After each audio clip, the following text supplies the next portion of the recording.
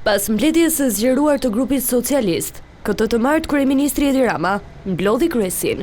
Në Selin Roz, në mbledhjen që zgjati vetëm 30 minuta, kreu i qeverisë dha disa porosi për antarët e kryesisë. Burime bëjnë me dije se në fokus ishte organizimi i strukturave, si dhe takime më të shumta në terren me njerëzit. Pritet që këtë vit të ketë zgjedhje brenda strukturave të Partisë Socialiste, pasi më herët Rama ka lajmëruar nisjen e një dialogu me antarët dhe simpatizantët e PS-s. Ndërkohë, në mbledhje nuk është diskutuar një datë për asamblenë e Partisë Socialiste, pasi është hende herët. Gjithashtu, antarët e kryesisë ngritën shqetësim për rritjen e çmimeve, që mund të vinë si pasojë e luftës në lindjen e mesme.